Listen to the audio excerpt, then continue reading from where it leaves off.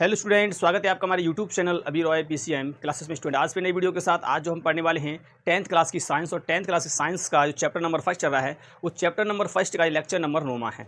आज इस लेक्चर में हम देखने वाले हैं कि रेडॉक्स अभिक्रिया क्या होती है, उसके बारे में इस वीडियो में हम समझने वाले हैं। ठीक है स्टूडेंट, बहुत ही ज़बरदस्त क्वेश्चन है जो कि बोर्ड एग्जाम में पूछ लिया जाता है स्टूडेंट। ठीक है, तो इसको ध्यानपूर्वक से पढ़ना है और समझना है कि ये रेडॉक्स अभिक्रिया होती क्या है। ठीक है, नहीं उदाहरण के माध्यम से हम इसको समझेंगे। ठीक है, और इसकी परिभाषा भी देखेंगे। ठीक है स्टूडेंट, तो बने रहिए वीडियो के एंड तक। यदि चैनल पर नए हो तो चैनल को सब्सक्राइब कर लीजिए, बेल आइकन को प्रेस कर ऑल पर क्लिक कर दीजिए ताकि आने वाले वीडियो की नोटिफिकेशन आपको मिलती रहे। ठीक है स्टूडेंट, तो चलते हैं स्टूडेंट, वीडियो को स्टार्ट करते हैं। और स्टूडेंट यदि आपने हमारी पिछली वीडियो नहीं देखी है, पिछली वीडियो में हमने उपचयन तथा अपचयन के बारे में पढ़ाया है। यदि आपने वो नहीं देखा है तो ये टॉपिक समझ में नहीं आएगा। ठीक है नहीं, इसलिए जाकर के उस टॉपिक को देख लीजिए और ताकि आपको ये टॉपिक भी समझ में आ सके। ठीक है, तो चलते हैं वीडियो को स्टार्ट करते हैं। तो चलिए स्टूडेंट, हम बात करते हैं यहाँ पर रेडॉक्स अभिक्रिया। किसकी बात करते हैं हम? रेडॉक्स अभिक्रिया। तो हम बात करने वाले हैं रेडॉक्स रिएक्शन। ठीक है नहीं, रेडॉक्स रिएक्शन क्या होता है, यानी हम कह सकते हैं रेडॉक्स अभिक्रिया कहते हैं।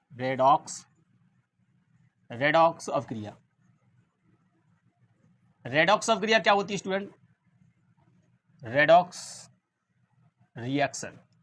ठीक है, देखिए रेडॉक्स अभिक्रिया कुछ नहीं होती है, जो आपने पढ़ लिया है उपचयन और अपचयन पढ़ लिया। उपचयन में क्या होता है? उपचयन में ऑक्सीजन जुड़ता है, हाइड्रोजन निकलता है, यानी कि इलेक्ट्रॉनों का त्याग करना ऑक्सीडेशन, इलेक्ट्रॉन का ग्रहण करना रिडक्शन। ठीक है नहीं, परंतु अगर वहीं पर आ जाए जैसे मान लो ऑक्सीजन का जुड़ना यानी ऑक्सीडेशन, ऑक्सीजन का निकलना रिडक्शन। ठीक है नहीं, तो इतना ध्यान रखना है। ठीक है, तो ये आपका यहाँ पर है। तो रेडॉक्स अभिक्रिया की हम बात करते हैं तो इसमें क्या होता है कि ये दोनों प्रकार की अभिक्रियाएं होती हैं। रेडॉक्स अभिक्रिया में दोनों प्रकार की अभिक्रियाएं होती हैं, यानी कि उपचयन भी होता है और अपचयन भी होता है। तो इस प्रकार की अभिक्रिया को रेडॉक्स अभिक्रिया कहते हैं। तो सिंपली इसकी परिभाषा तो यही है, क्या है कि ऐसी अभिक्रिया, यहाँ पे लिख देंगे कि ऐसी अभिक्रिया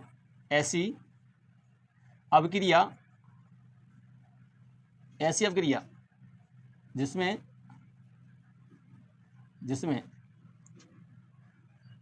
उपचयन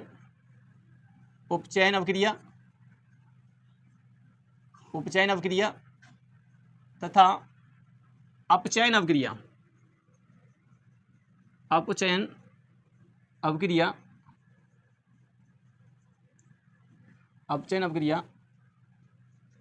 दोनों साथ साथ होती हैं। ठीक है नहीं, साथ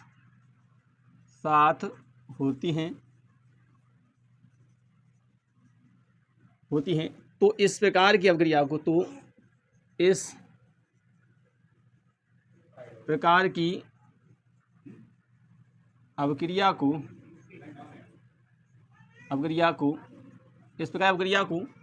रेडॉक्स अभिक्रिया कहते हैं, रेडॉक्स रिएक्शन कहते हैं। ठीक है नहीं, रिएक्शन कहा जाता है यानी रेडॉक्स अभिक्रिया कहते हैं,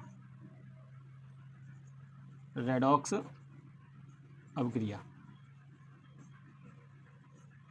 अभिक्रिया कहते हैं। ठीक है स्टूडेंट, परिभाषा तो इसकी आपको दिखाई दे रही है कि ऐसी अभिक्रिया जिसमें उपचयन अभिक्रिया तथा अपचयन अभिक्रिया दोनों साथ साथ होती हैं, तो इस प्रकार की अभिक्रिया को रेडॉक्स अभिक्रिया कहा जाता है। ठीक है नहीं, समझिए यहाँ पर रेडॉक्स अभिक्रिया की हम बात करने वाले हैं। तो मैंने आपको बता दिया था पहले ही कि अगर मान लीजिए जैसे सोडियम होता है और सोडियम पर पहले 0 होता है, परंतु इससे इलेक्ट्रॉन ये त्याग देता है, क्योंकि इसके 2,8,1 होता है। इलेक्ट्रॉन को त्याग देगा तो यहाँ पर क्या बना लेगा, ये प्लस बना लेगा। तो एक इलेक्ट्रॉन का निकलना तो क्या कहलाता है, इसका ऑक्सीडेशन कहलाता है। और ऐसे अगर मान लीजिए क्लोरीन होता है, क्लोरीन का 2,8,7 होता है, और अगर ये एक इलेक्ट्रॉन और ग्रहण कर लेता है तो क्या बन जाता है भैया, ये बन जाता है क्लोरीन के ऊपर माइनस। इसका मतलब ये है कि ये हो जाए 2,8,8 हो जाता है। ठीक है नहीं, तो यहाँ पर ये हुआ है, तो ये क्या हुआ है ऑक्सीडेशन, ये क्या हुआ है रिडक्शन। ठीक है नहीं, अब ये दोनों क्रियाएं जब एक साथ होती हैं तो उसे कहते हैं रेडॉक्स अभिक्रिया। क्या कहते हैं? रेडॉक्स अभिक्रिया कहा जाता है। ठीक है, सुनिए समझिए, अब हम इसको उदाहरण के माध्यम से समझते हैं। चलिए, तो उदाहरण से देखते हैं इसको, उदाहरण से समझते हैं। चलिए, उदाहरण से जब समझते हैं इसको, जब हम क्या करते हैं, जिंक की क्रिया किससे करा देते हैं भैया? कॉपर सल्फेट से कराते हैं। जिंक की क्रिया कॉपर सल्फेट से कराते हैं तो क्या बनता है यहाँ पर? ये बनता है आपका यहाँ पर जिंक सल्फेट प्लस कॉपर बाहर निकल जाता है। ठीक है, देख लेता हूँ एक बार दिखाई दे रहा है कि नहीं। चलो ठीक है स्टूडेंट, तो यहाँ पर क्या होता है, जिंक प्लस कॉपर सल्फेट की क्रिया कराते हैं तो क्या बनता है, जिंक सल्फेट और प्लस कॉपर बाहर निकल जाता है यहाँ से। तो इसमें क्या हुआ है देखिए, इसमें कौन कौन सी अपक्रिया हो रही है? वैसे तो इसमें देखो विस्थापन अपक्रिया हो रही है, क्योंकि इसने इसको विस्थापित कर दिया, तो यहाँ विस्थापन भी अपक्रिया हुई है, ठीक है नहीं, मैंने बताया था ये अधिक क्रियाशील होता है इसलिए इसको विस्थापित कर देता है। परंतु इसके अंदर हम रेडॉक्स अपक्रिया पढ़ने वाले हैं, तो इसमें रेडॉक्स रिएक्शन के बारे में बताना होगा, इसमें दोनों अपक्रिया कहाँ हो रही हैं, यानी उपचयन और अपचयन कहाँ हो रहा है। तो सिंपली क्या होता है कि आप समझिए यहाँ पर कि ये ऑक्सीजन जो है, ये जिंक जो है, जिंक किससे जाके मिल रहा है? जिंक Zn, सॉरी मैंने यहाँ पर Zn नहीं लिखा, जेड लिख दिया है, Zn, ठीक है नहीं। तो जो ZnSO4 हो रहा है, तो ZnSO4 हो रहा है, तो Zn किससे जुड़ रहा है? जाकर सल्फेट से जुड़ रहा है। इसका मतलब ये है कि समझिए यहाँ पर क्या हो रहा है कि इस वाले का जिंक जाके इससे जुड़ गया, किससे जुड़ा है? इससे जुड़ा है, ठीक है नहीं, इस वाले से इससे जाके जुड़ गया। तो इसका मतलब ये है कि इसका तो हो गया यहाँ पर क्या? ऑक्सीडेशन। क्या हो यहाँ पर? जिंक ने कॉपर सल्फेट से किया, तो बनाया जिंक सल्फेट। क्यों बना? क्योंकि कॉपर कम क्रियाशील है, जिंक ज़्यादा क्रियाशील है, तो जिंक ने इसके साथ जुड़ करके जिंक सल्फेट बना लिया और कॉपर को बाहर निकाल दिया। तो यहाँ पर विस्थापन अपक्रिया भी हो रही है, ठीक है नहीं। परंतु आपसे कहेगा रेडॉक्स अपक्रिया, तो इसमें देखिए दोनों क्रियाएं भी हो रही हैं, उपचयन भी हो रहा है और अपचयन भी हो रहा है, ठीक है। किस प्रकार से हो रहा है समझिए। ये Zn इसके साथ कैसे जुड़ा, ठीक है, समझिए पहले तो। जैसे मान लो आपका दिया यहाँ पर Zn के ऊपर अभी कितना चार्ज है? 0, ठीक है नहीं, प्लस, और Cu यहाँ पर है, तो यहाँ पर देखिए इससे जब ये जुड़ा है तो इसके ऊपर +2 होता है और SO4 के ऊपर -2 होता है, ठीक है नहीं, इस प्रकार से।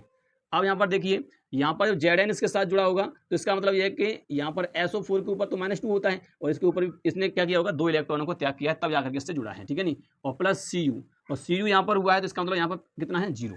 Clear student? यहाँ पर इस प्रकार से हुआ है। तो यहाँ पर हुआ क्या है, देखिए इसने Zn जो है, Zn ने जब इसके साथ जुड़ा तो इसने क्या किया? 2 इलेक्ट्रॉनों को त्यागा, 2 इलेक्ट्रॉनों को त्यागा, तब जाकर के इससे जुड़ा। तो इसका मतलब यह है कि कॉपर ने 2 इलेक्ट्रॉन ग्रहण किए, तब जिसने कॉपर बना दिया, अलग चला गया, ठीक है नहीं, सिंपल। तो यहाँ से अलग निकल गया। तो इसका मतलब यह है कि यहाँ पर ये इसका जो इसने क्या किया? 2 इलेक्ट्रॉन त्यागे, 2 इलेक्ट्रॉन त्यागा, ठीक है नहीं, 2 इलेक्ट्रॉन त्यागा, और जो त्यागता है उसे कहते हैं उपचयन। क्या कहते हैं? उसको उपचयन कहते हैं, ठीक है। इसने इलेक्ट्रॉन त्यागा, इसका मतलब यहाँ पर हुआ है उपचयन। जिंक का ZnSO4 के साथ जुड़ना, इसका मतलब यहाँ पर उपचयन की क्रिया हुई है। अब यहाँ पर देखिए इसने 2 इलेक्ट्रॉन ग्रहण किए हैं, तब जाकर के सिंपल कॉपर बनाया इसने। तो यहाँ पर कॉपर निकला है, तो यहाँ से निकला है, 2 इलेक्ट्रॉन ग्रहण किए, तब ये कॉपर यहाँ से बाहर निकल गया, क्योंकि जितने इलेक्ट्रॉन इसके पास थे उतने ही हो गए। तो इसने 2 इलेक्ट्रॉन का क्या किया? ग्रहण। जब ग्रहण करता है तो उसे कहते हैं अपचयन। क्या कहते हैं? अपचयन। तो इस प्रकार से क्या हुआ है कि यहाँ पर इसने 2 इलेक्ट्रॉन ग्रहण किए, कॉपर बन गया। 2 इलेक्ट्रॉन ग्रहण करेगा तो क्या हो गया? यहाँ पर जो देखेंगे इसकी चार्ज जो है वो 0 आ गया, ठीक है नहीं। यहाँ पर चार्ज 0 था, जब इसने 2 इलेक्ट्रॉन दिए तो यहाँ पॉजिटिव हो गया, पॉजिटिव जाकर के इससे जुड़ा, यानी कि 2 इलेक्ट्रॉन त्यागे इसने, तब जाकर SO4 से जुड़ा है, ठीक है नहीं। पहले कॉपर जुड़ा हुआ था, कॉपर कम क्रियाशील से, तो इसने जाकर के इसको हटा दिया, इसने 2 इलेक्ट्रॉन दे दिया इसको, तो इससे जाकर ये कॉपर सल्फेट, जो कॉपर सल्फेट था पहले, तो यहाँ सल्फेट है, इससे जाकर के जुड़ जाएगा, कॉपर बाहर निकल जाएगा, 2 इलेक्ट्रॉन लेकर के बाहर चला जाएगा, तो इसका मतलब Cu 0 बना लेगा। तो यहाँ पर इस वाले में जिंक सल्फेट में क्या हुआ है? अपचयन हुआ है। तो हम कह सकते हैं कि जहाँ पर ZnSO4 में क्या हुआ भैया? उपचयन हुआ है, उपचयन हुआ है, ठीक है नहीं, हुआ है। और अगर हम बात करेंगे यहाँ पर कॉपर सल्फेट की, तो कॉपर सल्फेट का, कॉपर में क्या हुआ है? यहाँ से सल्फेट निकल गया, कॉपर बचा केवल, कॉपर में अपचयन हुआ है, अपचयन हुआ है, ठीक है नहीं, अपचयन हुआ है, ठीक है स्टूडेंट। इस प्रकार से है। तो ये इसका क्या होगा? एग्जाम्पल होता है, ठीक है स्टूडेंट। उम्मीद करते हैं आपको समझ में आ चुका होगा, ठीक है नहीं। देखिए यहाँ पर ये कॉपर जो है 0 क्यों बना है? इसका मतलब ये है कि जैसे मान लो अगर मैं आपसे कहूँ कॉपर, और कॉपर यहाँ से जब इलेक्ट्रॉन त्यागेगा 2, तो 2 ऐसे पॉजिटिव आएगा, 2 इलेक्ट्रॉन इसने त्यागा है। अगर ये 2 इलेक्ट्रॉन ग्रहण कर ले, इसका मतलब ये कि पहले से 0 बन जाएगा, इस प्रकार से पुनः वही बन जाएगा ना, बन जाएगा इस प्रकार से। तो इसलिए यहाँ पर 0 आया है। ये 0 है, इसमें 2 त्यागे, तब Zn2 बना है, इस प्रकार से। अब देखिए, अब इसमें पूछता क्या है? क्वेश्चन पूछता है कि इसमें कौन सा अपचायक पदार्थ है और इसमें कौन सा ऑक्सीकारक पदार्थ है। तो समझिए यहाँ पर, तो यहाँ पर जब पूछता है कि जैसे मान लीजिए Zn दिया है, और Zn क्या करता है? इलेक्ट्रॉन, इसने Zn ने क्या किया? इलेक्ट्रॉन त्यागा है, तो ये होता है अपचायक पदार्थ, अपचायक पदार्थ कहते हैं इसको, ठीक है नहीं। और जो इलेक्ट्रॉन ग्रहण कर रहा है, कौन कर रहा है? CuSO4 ने इलेक्ट्रॉन क्या किया भैया? यहाँ पर ग्रहण किया, इलेक्ट्रॉन ग्रहण किया, तो ये होता है ऑक्सीकारक पदार्थ, ऑक्सीकारक पदार्थ, ठीक है। क्या होता है? ऑक्सीकारक पदार्थ। जो इलेक्ट्रॉन ग्रहण करता है उसे ऑक्सीकारक पदार्थ, जो इलेक्ट्रॉन त्यागता है उसे अपचायक पदार्थ। इसमें बात कर रहे हैं हम, इसमें, ठीक है नहीं। तो Zn ने इलेक्ट्रॉन को त्यागा है, तभी क्या बनाया? तब ये क्या कहलाया? अपचायक पदार्थ। और जो इलेक्ट्रॉन ग्रहण कर रहा है तो वो कहता है ऑक्सीकारक पदार्थ होता है, ठीक है स्टूडेंट। तो इस प्रकार से ये क्वेश्चन पूछ लेता है। और रेडॉक्स अपक्रिया क्या होती है? जिसमें दोनों अपक्रिया साथ साथ होती हैं, उपचयन और अपचयन क्रिया दोनों साथ साथ होती हैं, तो उसे कहते हैं रेडॉक्स अपक्रिया कहते हैं। ये इसका एग्जाम्पल होता है। इसमें Zn का ZnSO4 में क्या हुआ है, उपचयन हुआ है, और CuSO4 का कॉपर में क्या हुआ है, अपचयन हुआ है, क्योंकि ये वाला जो पार्ट था जो निकल गया यहाँ से, तो कॉपर बाहर निकल गया है, तो इसका मतलब उपचयन हुआ है, ठीक है नहीं, वो अपचयन हुआ है, सॉरी, ठीक है नहीं। इस प्रकार, तो इस प्रकार से लिखना होता है। ये मैंने नीचे लिखा है, आप देख सकते हैं कि Zn का ZnSO4 में क्या हुआ है, उपचयन, और CuSO4 का Cu में क्या हुआ है, अपचयन हुआ है, ठीक है। तो इसमें दोनों के प्रकार की क्रियाएं हो रही हैं, तो उसे कहते हैं अपचयन क्रिया और एक रिडॉक्स क्रिया, ठीक है स्टूडेंट। देखिए आपको पहचानना कैसे है, आपको पहचानना है, अगर आप कहेंगे सर ऐसे ना, मतलब किस प्रकार से पहचानेंगे, कोई ऐसी कोई ट्रिक, तो समझिए यहाँ पर जैसे मान लीजिए Zn है, Zn, और ये छोटा है, ये वाला क्या है, छोटा, और छोटा जाकर के अगर बड़े से मिलता है तो इसका मतलब ये है, देखिए छोटा अगर बड़ा हो जाए, यहाँ पर देखिए बड़ा हो गया है, तो कहेंगे ये उपचयन हुआ है, और यहाँ बड़ा है और वो छोटा हो जाए तो उसे कहेंगे कि यहाँ पर क्या हुआ है, अपचयन हुआ है, ठीक है। तो इतना ध्यान रखना है। तो यहाँ Zn जो इससे जुड़ा जा करके, तो Zn बड़ा हो गया यहाँ पर, तो ये क्या हो गया, उपचयन हो गया, और जो ये बड़ा था वो छोटा हो गया, इसका मतलब ये है कि यहाँ पर क्या, अपचयन हो गया, ठीक है स्टूडेंट। तो उम्मीद करते हैं आपको समझ में आ चुका होगा रिडॉक्स प्रक्रिया क्या होती है, ठीक है स्टूडेंट। तो स्टूडेंट यदि वीडियो पसंद आई है तो वीडियो को लाइक कर दीजिए, चैनल को सब्सक्राइब कर बेल आइकन को प्रेस जरूर कर दीजिए, ताकि आने वाली वीडियो की नोटिफिकेशन आपको मिलती रहे। मिलेंगे नेक्स्ट वीडियो में, तब तक के लिए जय हिंद।